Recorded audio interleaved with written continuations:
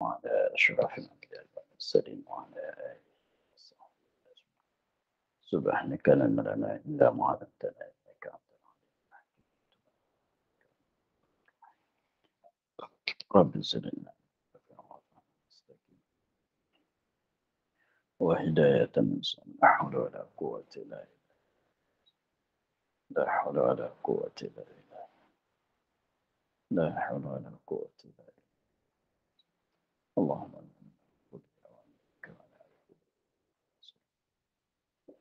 ونعم الملائكة المقربين وافتح لنا أبواب رحمتك وعلمنا أسرار رحمتك يا رب. رب اشرح لنا سرنا وسلام مهدة قال الشيخ المسلم تعالى نفعنا بعلومه في الدارين.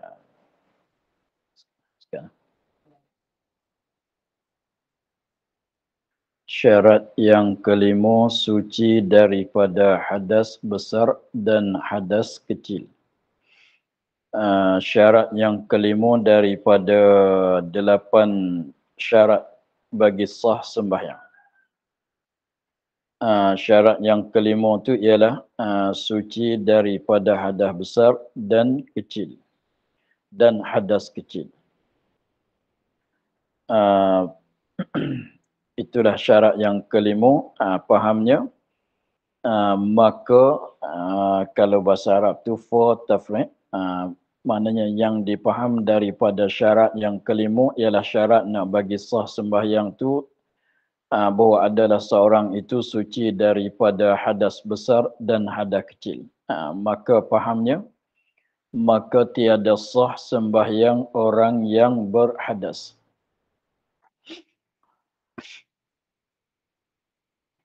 Maka tiada sah sembahyang orang yang berhadas. Orang yang berhadas, sembahyangnya tidak sah, tidak terjadi. Melainkan pada orang yang tiada beroleh air dan tanah. Melainkan pada masalah orang yang tiada beroleh, mana tiada dapat, tak ada air dan tanah. Tiada beroleh air, yakni untuk untuk mandi atau untuk wuduk. Dan tanah untuk tayamum ganti. Air pun tidak ada kat dia, tanah pun tidak ada pada dia. Maka orang ni sembahyang dia tu sah, dikatakan orang faqidut tahuraini. Dalam istilah fiqh katanya orang yang faqidut tahuraini, orang yang meluput, orang yang ketiadaan, orang yang tiada beroleh dua perkara yang menyuci ialah air tidak ada, tanah pun tidak ada. Contoh dia tu dipenjarakan di dalam penjara besi, artinya dipenjarakan dia di atas pokok masalah. Maka tidak ada air untuk nak tayamum dan ataunya mandi. Walaupun ada air untuk nak minum sekalipun. Air untuk nak minum orang bagilah kepada dianya. Tetapi air untuk nak bersuci tidak ada. Tanah pun tidak ada juga. Dengan sebab dia tu terkurung di atas pokok. Atau di dalam penjara yang semin ke, besi ke, maka tidak ada kedua-dua. Maka sembahyang dia dengan keadaan tidak ada wuduk dan dengan keadaan berhadas. Maka sembahyang dia tu sah, nanti kena ulang balik. Kena i'adah balik. Maka jika datang hadas akan orang yang sembahyang, maka jika datang hadas, jadi kedatangan hadas akan orang sembahyang, maknanya kedatangan hadas, kedatangan berhadas padahal dia tu tengah-tengah sembahyang, sedang sembahyang. Maknanya berhadas dalam masa dia solat lah.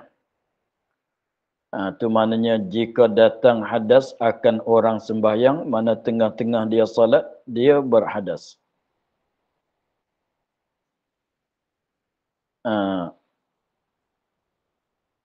Tapi orang sembahyang tu orang yang lain daripada orang yang salisil baul dan mustahadah. Lain daripada dua ni. Dia sedang solat. Tiba-tibanya berhadas. Tetapi dia bukan orang yang salisil baul.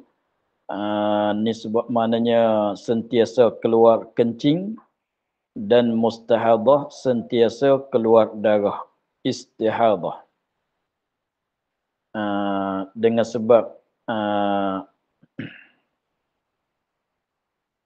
Dengan sebab kedua-dua ni tu nisbah bagi kencing dia tu walaupun keluar air kencing dia dalam masa dia solat maka dimaafkan. Sebab dia tidak ada suatu masa yang kosong daripada yang sunyi daripada keluar kencing. Begitu juga perempuan mustahadah ketika dia solat tu ada keluar darah istihadah. Maka dimaafkan. Sembahyang dia tu sah. Sebab dia tidak ada masa yang sunyi daripada keluar darah. Sebab kedua-dua ni dengan sebab satu datang penyakit dia salisil baul, datang penyakit istihadah, nak cari masa yang tidak datang darah, tidak keluar kencing, tidak ada. Maka tak dapat tidak, dia kena solat dalam keadaan keluar kencing dan keluar darah. Nak cari masa yang sunyi daripada keluar kencing, keluar darah tu tidak ada bagi dia. Maka sahlah solat dia dalam walaupun keluar kencing tengah solat, keluar darah tengah solat. Tetapi kalau orang salisil baul dan mustahadah, tengah-tengah dia solat, dia keluar angin, batal juga. Artinya tengah-tengah dia solat tu menyentuhkan di antara kulit lelaki perempuan yang ajnabi, maka itu pun batal juga. Nisbah salisil baul maknanya untuk keluar kencing tu tak membatalkan.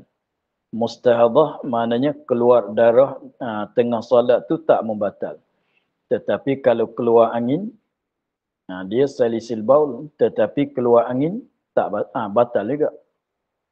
Dia mustahadah tapi keluar angin dalam solat batal juga. Begitu.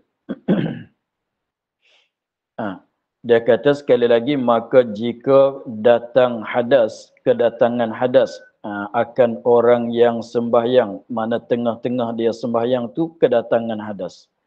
Padahal dia tu bukan orang salisil baul, padahal dia tu bukan orang yang mustahadah. Dan jikalau ada ia orang yang ketiada air sekalipun. Dan jikalau ada ia orang yang sembahyang. Orang yang tengah-tengah sembahyang tu kedatangan hadas dia. Dan jikalau ada ia orang yang ketiadaan air sekalipun.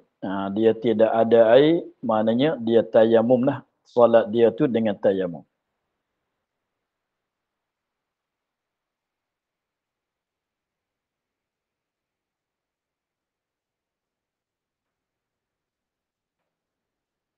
Dan jika ada ia orang yang ketiada air sekali, tak, salah. Dan jika ada ia orang yang ketiadaan air dan tanah sekalipun.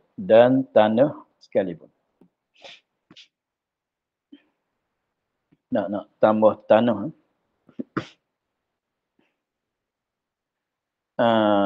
Dan jikalau ada ia orang yang ketiadaan air dan tanah.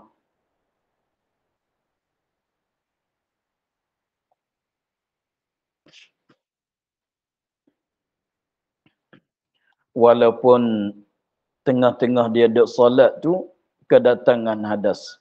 Walau batal juga. Walaupun dia orang yang sembahyang dengan tidak ada air dan tanah sekalipun. Maknanya orang fakidut tahuraini tadilah. Sekalipun membatal juga. Atau digagahi orang akan dia atas berhadas. Atau digagahi orang akan dia atas berhadas. Maka batal tengok. Dia katanya jika datangan hadas tadi tu semua masalah saat itu batal sembahyang. Batal sembahyangnya. Kenapa batal sembahyang? Kerana batal tuhurnya. Kerana batal tuhurnya, tuhur maknanya wudu dia batal lah. Atas kaum jadi. Kerana batal tuhur sebab dia jadi berhadas menyebabkan sembahyang dia tu batal.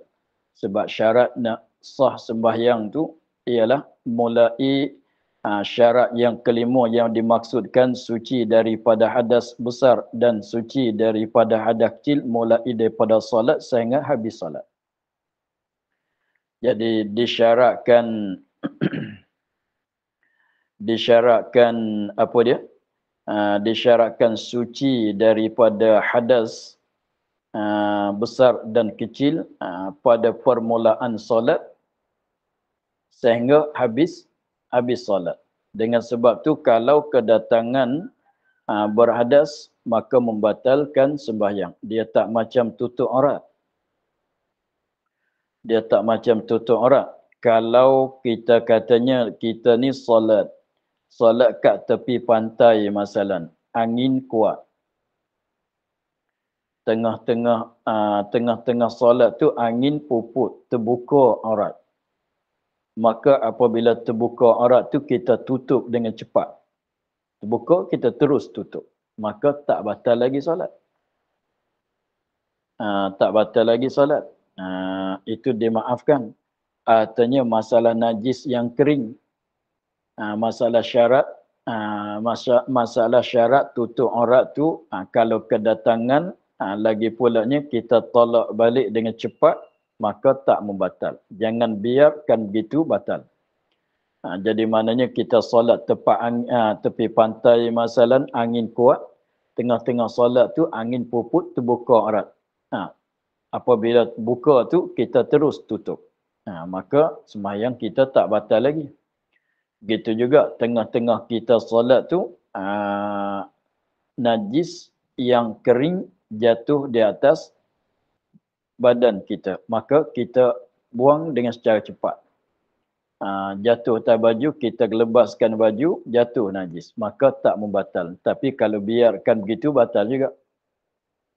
Tapi masalah hadas itu, mulai daripada solat hingga habis solat, jangan kedatangan hadas. Kalau kedatangan hadas itu membatalkan sembahyang. Lepas tu dia katanya lain daripada masalah orang salisil baul dan orang istihadah.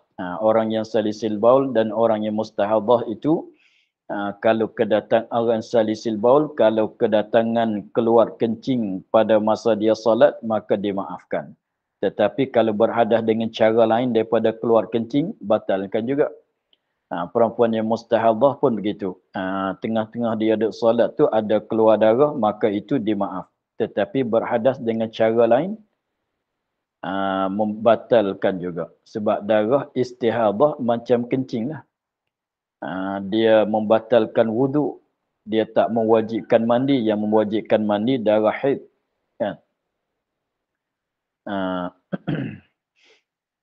Habis itu masalah dia katanya dan jikalau ada ia orang yang ketiadaan air dan tanah sekalipun. Sungguhlah tadi katanya orang yang ketiadaan air dan tanah tu sah sembahyang dia kan. Yang tadi tu katanya sah. Tetapi tengah-tengah solat jangan kedatangan berhadas. Itu membatalkan juga. Walaupun dia nak solat dengan tak ada wudu, dengan tak ada tayamum sekalipun. Masalah orang yang dipenjarakan di dalam penjara semin atau besi, artinya dikurungkan dia di atas pokok. tidak ada air, tidak ada tanah, dia boleh mulai solat dengan berhadas. Dia boleh mulai solat dengan tak ambil wuduk, dengan tidak tayamum. Sah sembahyangnya. Tetapi dia kena jaga di tengah-tengah solat, jangan bagi berhadas. Faham gitu? Itu masalah fakidut tahuraini. Itu mana kata baris yang kedua, yang tiga tu katanya, dan jikalau ada ia orang yang ketiadaan air dan tanah sekalipun, batal juga sekira kedatangan hadas di dalam masa solat.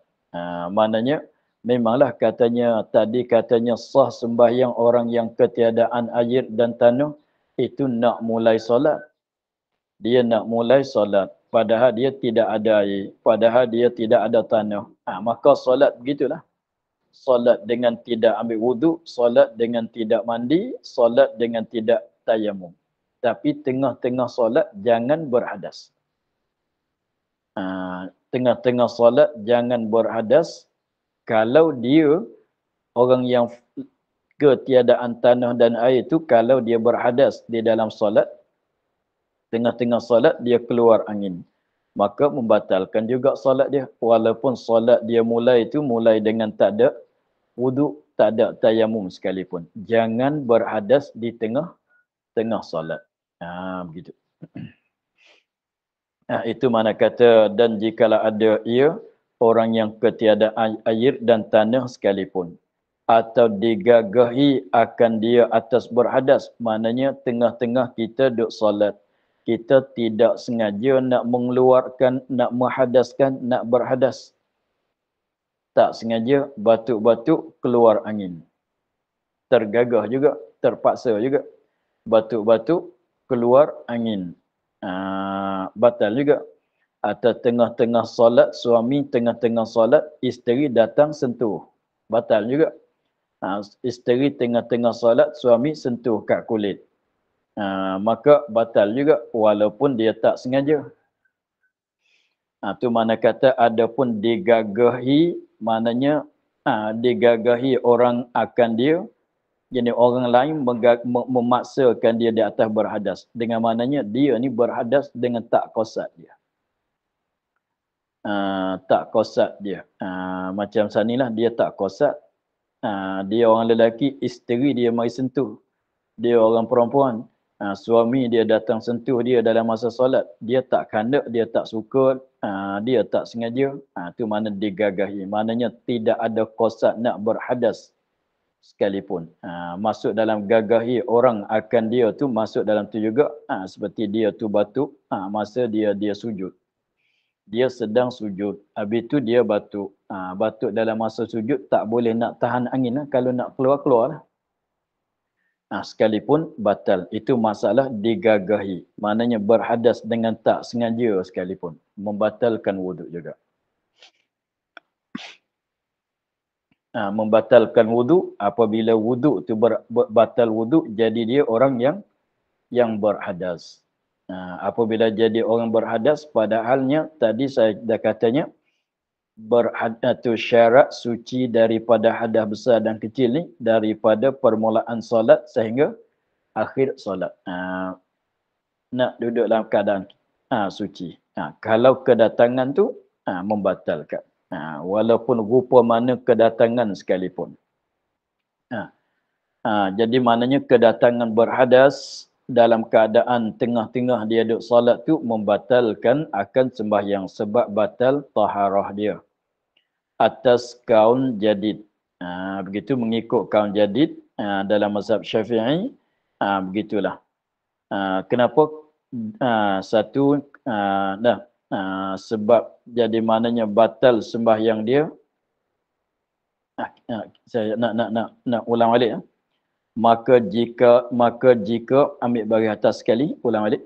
Maka jika datang hadas akan orang yang sembahyang, mana kedatangan hadas tengah-tengah dia duduk solat, tapi orang ni lain daripada orang yang salisil baul dan mustahadah. Dan jikalau ada ia orang yang ketiadaan air dan tanah sekalipun, atau digagahi orang akan dia atas berhadas, jawab semua masalah. Kalau kedatangan hadas tengah-tengah duk solat tu, batal sembahyangnya. Sembahyang dia tu batal. Kenapa batal? Kerana ilak pada batal sembahyang. Batal sembahyang kerana batal tahurnya. Sebab kesucian dia tu batal, maka batallah sembahyang. Sebab syarat nak sah sembahyang tu syaratnya suci. Kerana batal tahurnya akan jadi. Akan jadi katanya batal tahur, batal sembahyang. Dan kerana kerana batal. Jadi batal sembahyang kerana apa lagi? Dan kerana orang sembahyang yang ketiadaan air dan tanah itu dihukum dengan tiada sah kerana tersebut di dalam hadis yang sahih.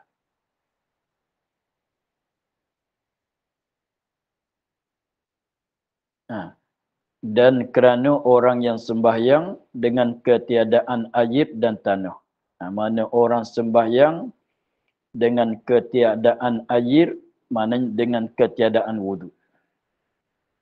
Dan tanah maknanya dengan tiadaan tayamum. Padahal dia kuasa di atas tanah dan air. Kena jaga begitu.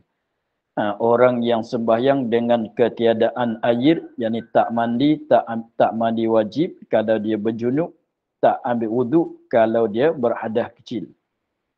Dengan ketiadaan air, dengan tak mandi kalau berhadas besar, dengan tak ambil wudu kalau berhadas kecil.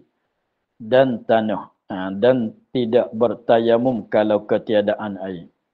Itu tapi maknanya sembahyang dengan ketiadaan air dan tanah dihukumkan dengan tiada sah. Sembahyang dia tu tidak sah.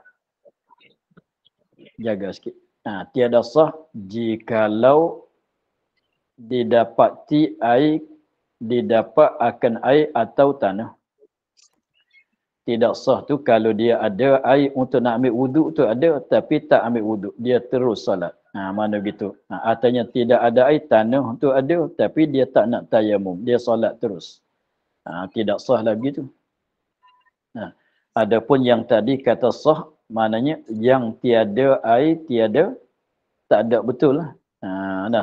Tidak ada air tidak ada, tanah tidak ada. Adapun masalah di sini, mana air tu ada, tanah tu ada, tapi dia tak guna.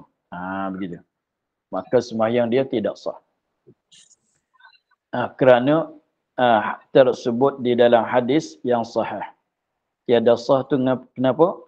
Kerana tersebut di dalam hadis yang sahih bahwasanya Nabi SAW bersabda, "Idza fasa ahadukum fi salatihi falyansarif wal yatawadda wal yu'id salatahu." Idza fasa ahadukum fi salatihi falyansarif wal yatawadda wal yu'id salatahu. Dalil kata batal sembahyang apabila kedatangan hadasnya, sebab hadisnya begini.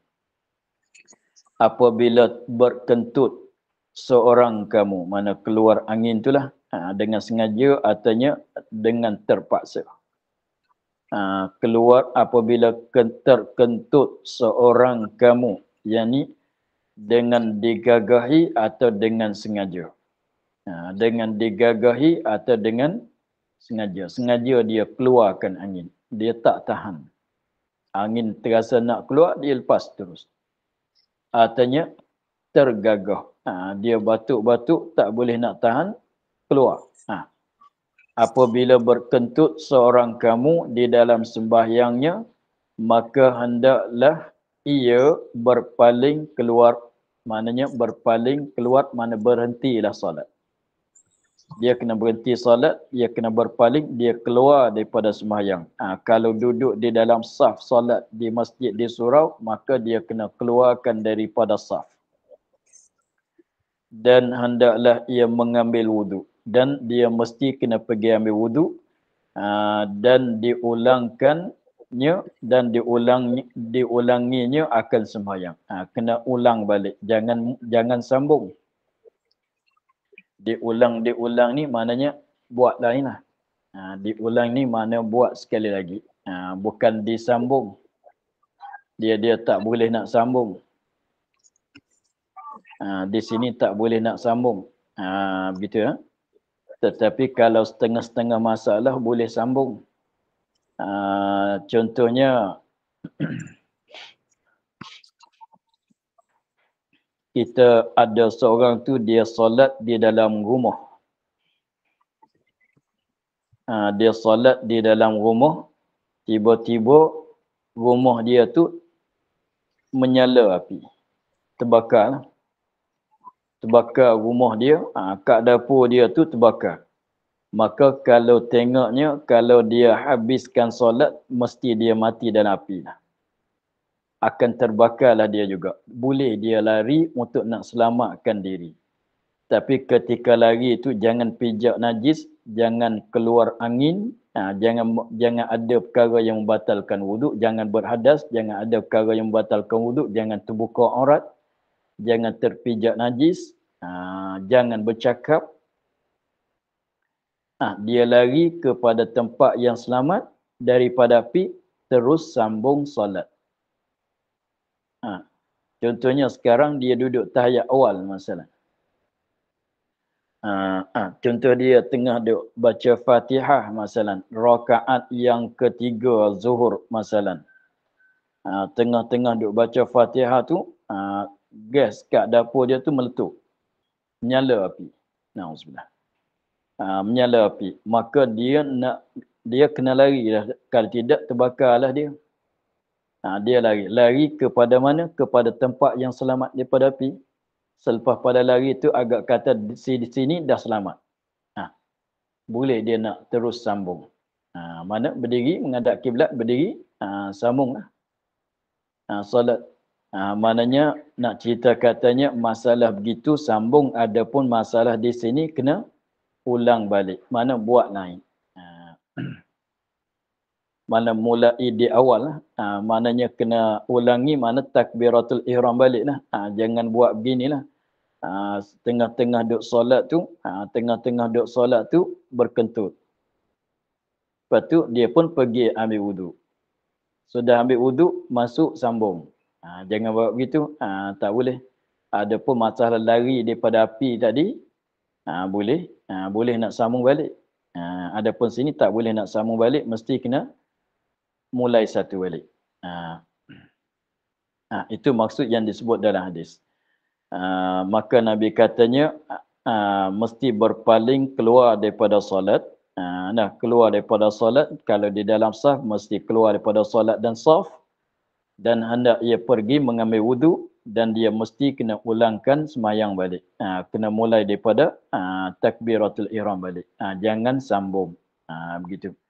Dan diulangi akan sembahyangnya, maknanya jangan sambung. Jangan sambung. Begitulah. Dan sunat bagi orang yang kedatangan hadas itu padahal ia tengah sembahyang. Dan sunat bagi orang yang kedatangan hadas padahal ia tengah sembahyang. Tengah-tengah dia duduk solat, dia berhadas, keluar angin ke, sentuh kemaluan dia, dia gata, dia ulur tangan, garu tepat kemaluan dia, sentuh, batal.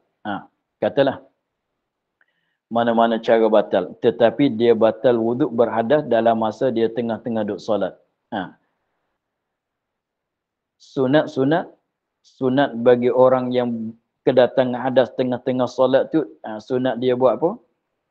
Berpaling daripada sembahyang, berhenti solat tu, pergi ambil wuduk sambung lain, itu wajib. Tengah-tengah duduk solat, kedatangan hadas, berhenti solat, jangan sambung terus tu haram. Batal wuduk, jangan terus, mesti kena berhenti. Berhenti daripada solat dengan sebab kedatangan hadas, pergi ambil wuduk, mulai solat lain, itu adalah wajib. Yang kata tadi itu wajib. Adapun sini yang sunat. Adapun sini yang sunat. Sunat bagi orang yang kedatangan hadas tengah-tengah duk solat tu, sunat-sunat bahawa ia orang tadi memegangkan hidungnya dengan tangan. Ambil tangan, pegang kat hidung gini, atau pegang gini. Maksudnya letak tangan, letak jari dia kat hidung macam pegang hidung lah. Peganglah cara mana pun. Pegang gini, dah tak pecik pun tak kenapa. Letak saja, pegang saja. Bukan suruh pecik. Letak saja. Pegang saja. Memegang hidungnya dengan tangan. Kenapa sunat buat begitu? Ilat pada sunat supaya ilat pada sunat. Sunat kita buat begitu tu kenapa? Lebih lagi kita kalau solat di dalam rumah seorang-seorang tak mengapalah kalau kita tak nak buat begitu. Tetapi kalau kita solat di depan orang ramai. Artinya walaupun bukan di dalam sah, kita semayang seorang kita, tapi orang kat tepi-tepi tu ada. Contohnya kita duduk solat, kawan kita duduk berzikir kat dalam masjid juga. Orang lain lagi baca Quran. Artinya kita berada di dalam saf, tengah-tengah duduk solat ramai-ramai di dalam saf. Maka sunat apabila batal tu, maka pegang hidung sunatnya. Supaya terpelihara, terjaga selamat daripada mewahamkan manusia.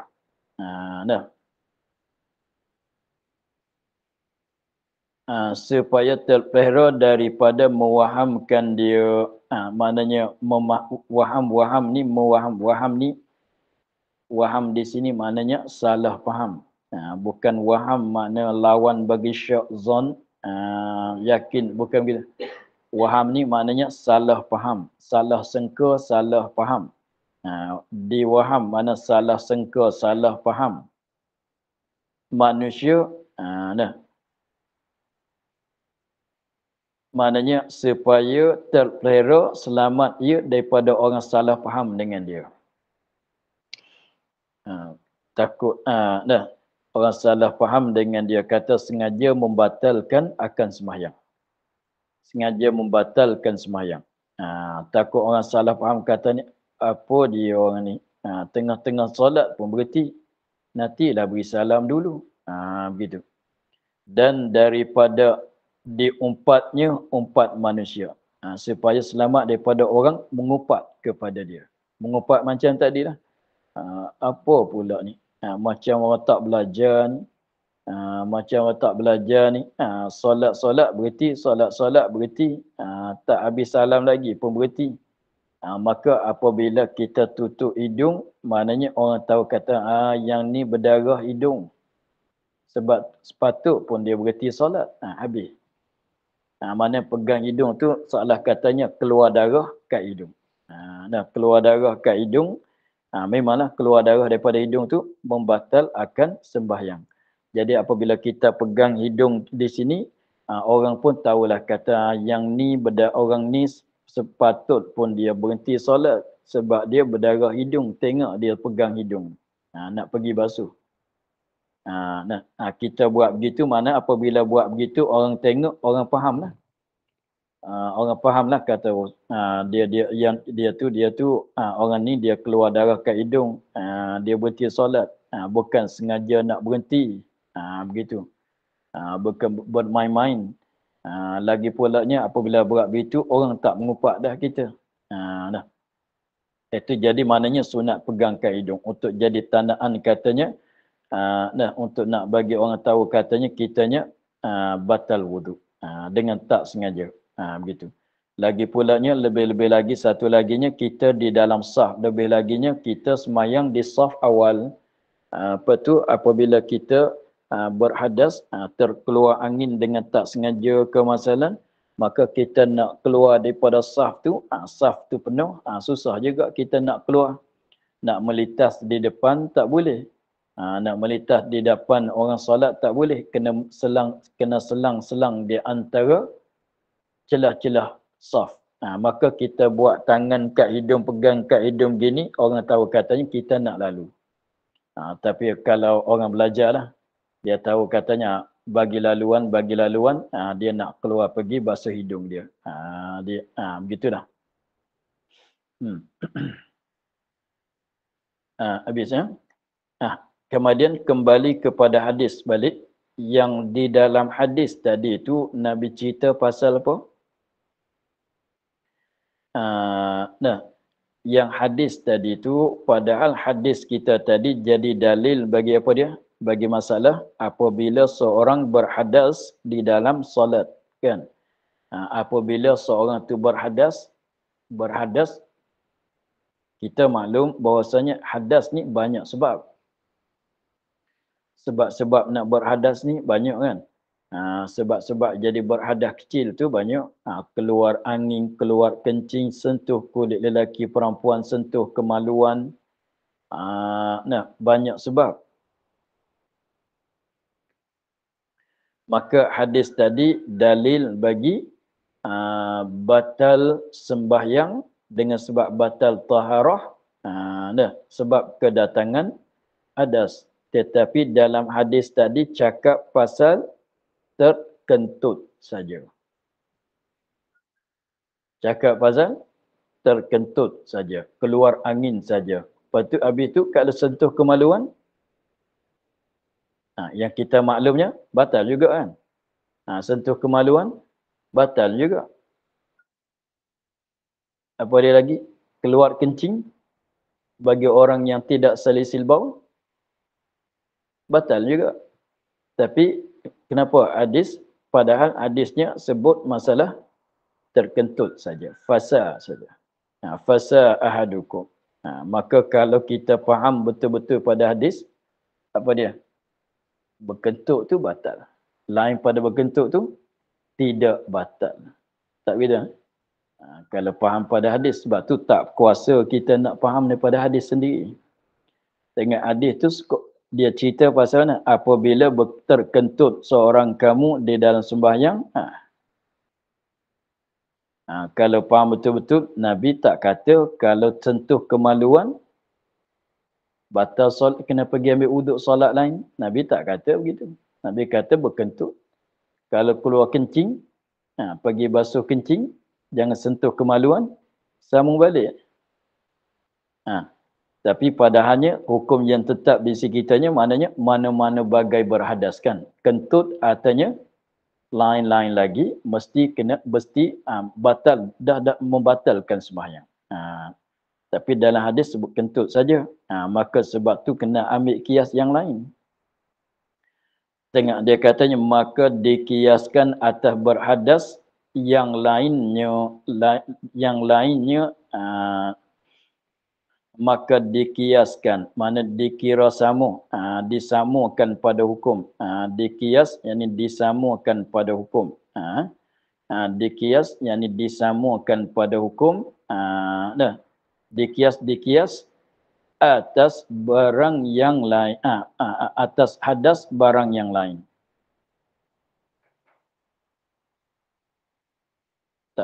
Kita tak betul. Maka dikiaskan atasnya hadas barang yang lain. Bila.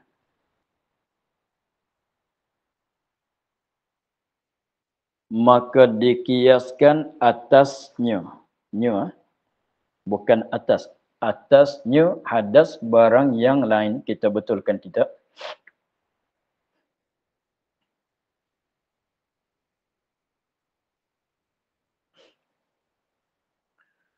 Maka dikiaskan atasnya atas berkentut yang disebut dalam hadis. Kita tanda begitu. Atasnya, betulkan kita. Atasnya, ini atas berkentut yang disebut di dalam hadis.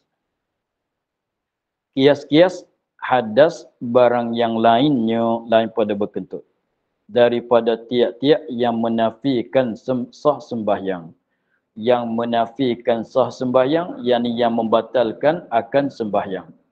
Jadi maknanya dalam hadis tu Nabi sebut berkentut saja. Begitu. Lain-lain lagi Nabi tak sebut. Maka yang lain tu kita kias. Kias di atas berkentut. Nah, begitu nah. Jika datang padahal ia, dah. Jika datang ia di dalam sembahyang. Jika datang ia yang menafikan sah sembahyang di dalam sembahyang. Mana tengah-tengah dia solat. Seperti habis, misal bagi yang menafikan. Seperti habis masa menyapu moza. Nanti kita sebut balik. Jadi, begini. Nak ceritanya begini. Maksud dia nak cerita begini. Kalau seorang tu tengah-tengah solat. Kalau seorang tu tengah-tengah dia solat. Sedang tengah-tengah dia solat, dia berkentut. Batal ke tidak sembahyang dia? Batal. Kalau orang tanya, mana dalil? Mana dalil? Jawabnya, hadis Nabi, idza fasa ahadukum. Mana dalil? Zahir hadis, idza fasa ahadukum. Ni. Seorang tu tengah-tengah dia solat. Tengah-tengah dia solat, tiba-tiba keluar angin, berkentut. Maka hukum sembahyang dianya batal. Mana dalil? Jawabnya hadis Nabi idza mana dalil? Jawabnya ialah zahir hadis Nabi. Jawab gitu. Mana dalil? Ialah zahir hadis Nabi idza fasa. Hingga akhir. Itu kalau berkentut. Lepas tu kalau masalah lain pula. Tengah-tengah dia solat, seorang lelaki tengah-tengah dia solat, tiba-tiba isteri dia datang bersentuh dengan kulit dia. Kulit isteri dia bersentuh dengan kulit dia. Batal ke tidak? Jawabnya batal. Jawabnya batal. Mana dalil? Mana dalil? Mana dalil? Jawabnya, kalau jawab kata hadis idza fasa, boleh ke tidak? Tak boleh lah. Hadis tadi cakap pasal berkentut saja.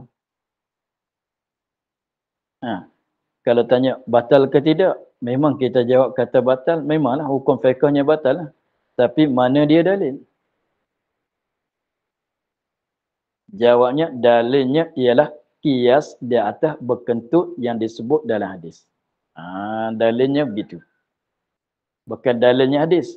Dalilnya ialah kias. Dalil kias. Bukan dalilnya hadis.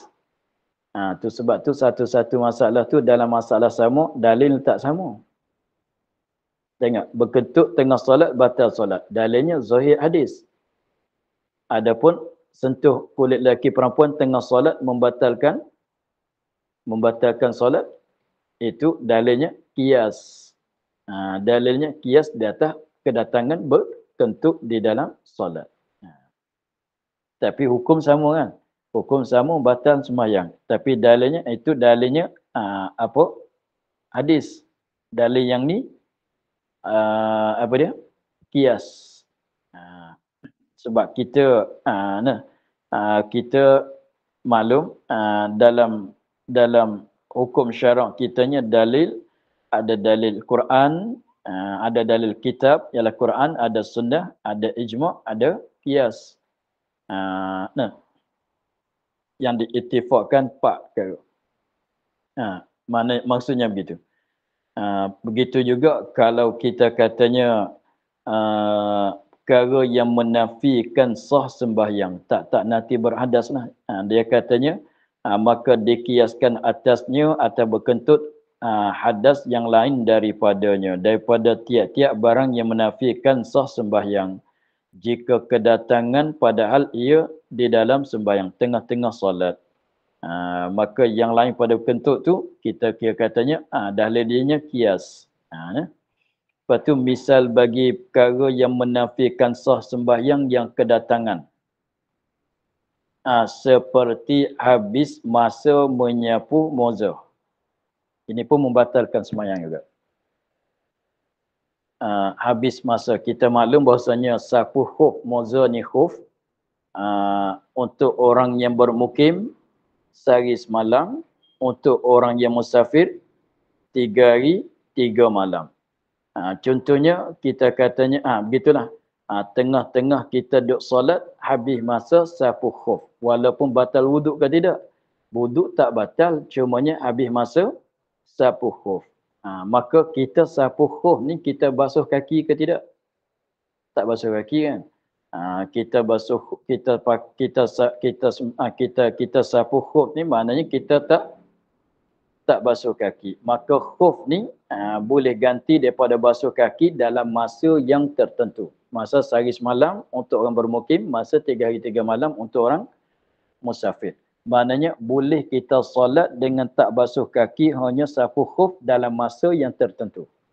Maka apabila habis masa dia, padahal kita tengah-tengah solat, maka jadi pada maknanya apabila habis masa sapu khuf, maka pada maknanya wuduk kita yang awal tadi tu tidak, wuduk kita yang sapu khuf tu tidak basuh kaki. Mana wuduk kita tak sudah. Faham kita? Sebab kita ambil wuduk tadi, kita tak basuh kaki. Kita sapu khuf. Kita sapu khuf. Maknanya, boleh gunalah, bolehlah tak sapu kaki tu, bolehlah kita tak basuh kaki, kita sapu khuf ganti, tapi dalam masa dia. Apabila habis masa dia, pada maknanya, kita ambil wuduk tadi, kita tak basuh kaki. Ambil wuduk yang tadi, yang sapu khuf tadi, maknanya kita tak basuh kaki. Mana wuduk kita tak sepenuh lagi, tak sahlah solat. Tidak sahlah solat. Kalau tanya, belum pada ni, belum pada nak habis masa, belum nak habis masa tu, sapu khuf boleh ganti pada basuh kaki. Jadi maknanya sapu khuf ganti pada basuh kaki tu di dalam masa yang disakatkan sehari semalam, artinya 3 hari 3 malam. Lebih pada masa dia, maknanya sapu khuf tak jadi ganti daripada basuh kaki. Sebab tu kalau habis masa tengah solat, walaupun kalau dia tak batal wuduk, maknanya pergi basuh kaki, lepas tu solat baliklah. Takbiratul ihram balik. Tak payah ambil wuduk, sebab ketika dia habis masa tu dia tak batal wuduk. Dia tak batal wuduk. Mana pergi basuh kaki saja. Sebab sapu khuf yang ganti pada basuh kaki dah habis masa. Pergi basuh kaki saja. Melainkan dia habis masa dalam keadaan dia tu berhadas. Memanglah kena ambil wuduk. Tapi sini habis masa dalam keadaan dia tu tak batal wuduk. Maka pergi basuh kaki, lepas tu sambung solat balik. Begitulah. Kemudian katanya, dan pada kaul yang qadim, manakala kedatangan umpama berhadas tengah sembahyang, batal sembahyangnya dan harus dihubungkan dia. Kita insya-Allah kita sama esok. Wallahu a'lam. Alhamdulillahirabbil alamin. Bismillahirrahmanirrahim. Alhamdulillahirabbil alamin. Wassalatu wassalamu ala